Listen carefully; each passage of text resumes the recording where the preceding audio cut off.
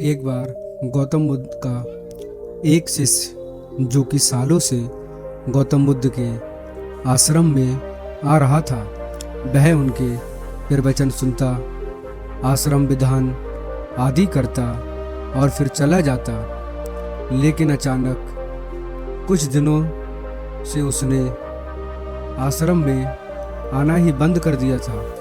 यह बात गौतम बुद्ध ने नोटिस की। एक दिन जब गौतम बुद्ध उस गांव से भिक्षा मांगकर वापस लौट रहे थे, तो रास्ते में उस शिष्य का घर भी पड़ा। बुद्ध उसके घर के अंदर चले गए। अंदर जाकर देखा तो वह इंसान आंगन में बैठकर कुछ काम कर रहा था। बुद्ध को देखते ही वह जल्दी से हाथ जोड़कर उनके सामने खड़ा हो गया। उसने बुद्ध को पीने के लिए शीतल जल दिया और बैठने के लिए आंगन के चबूतरे पर एक चटाई बिछाई। बुद्ध चटाई पर आराम से बैठ गए। फिर बुद्ध ने उस शिष्य से पूछा, तुम्हारे घर परिवार में सब कुछ ठीक तो है ना? शिष्य बोला, सब ठीक है। बुद्ध ने फिर पूछा, तुमने आजकल आश्रम में आना क्यों छोड़ दिया? यह सुनकर वह थोड़ा सा शर्मिंदा होने लगा। फिर बोला, अब मैं आपको कैसे बताऊं? बुद्ध ने कहा, तुम हमको कह सकते हो।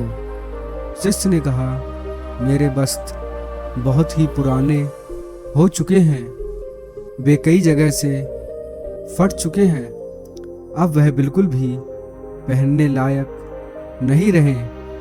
बुद्ध ने शिष्य के वस्त्र देखे, वे सच में बहुत ही बुरी हालत में थे, जगह जगह से फट चुके थे। इसके बाद बुद्ध खड़े होकर मुस्कुराते हुए शिष्य के कंधे पर हाथ रखकर बोले, चिंता मत करो, सब ठीक हो जाएगा। कल शाम के समय जब आश्रम से सभी शिष्य बुद्ध के प्रवचन सुनकर घर वापस जा रहे थे, तो बुद्ध ने अपने एक शिष्य को रुकने के लिए कहा।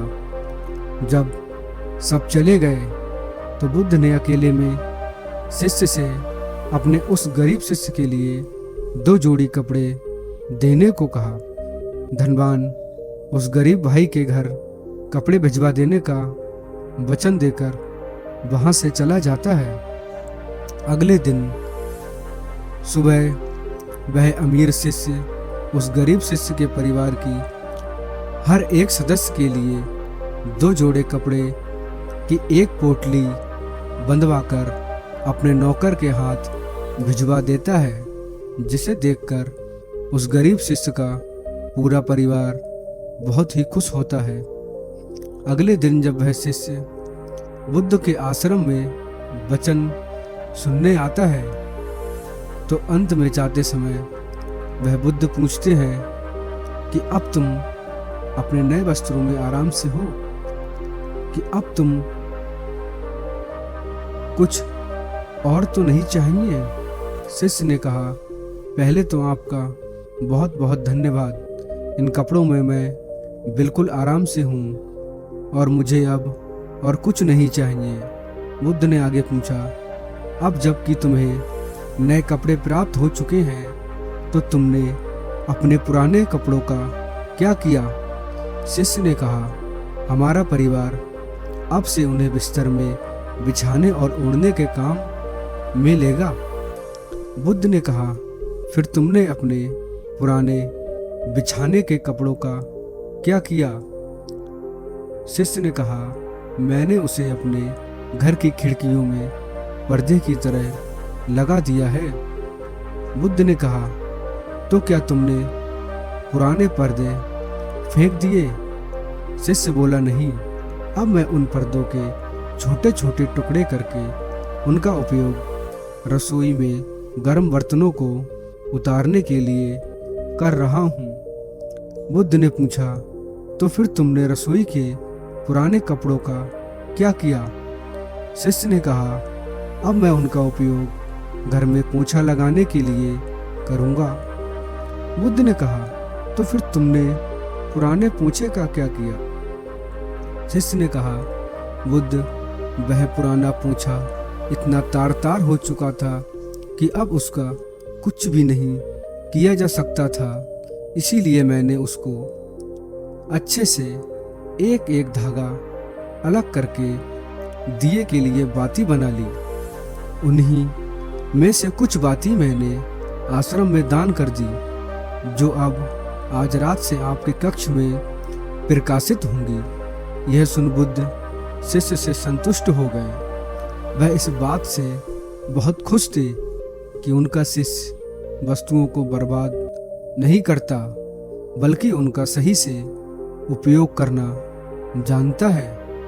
गौतम बुद्ध हमेशा अपने शिष्य को बहुत ही कम चीज़ों के साथ जीवन निर्वाह करने की शिक्षा देते थे। साथ उनका यह भी मानना था कि यदि हमारे पास कुछ भी हमारी ज़रूरत से अधिक है तो हमें उसे दूसरे ज़रूरतमंद लोगों को दे देना चाहिए। काश हमारी आज की जनरेशन भी बुद्ध का यह संदेश समझ पाती। आज लगभग हर इंसान अपनी ज़रूरत से अधिक चीज़ खरीद रहा है, केवल लोगों की देखा देखी में और दूसरों को सौंप करने के चक्कर में। आजकल पुरानी चीज़ों को रिमूव करना तो दूर की बात है, हम लाई हुई नई चीज़ों का ही पूरी तरीके से यूज नहीं कर पाते।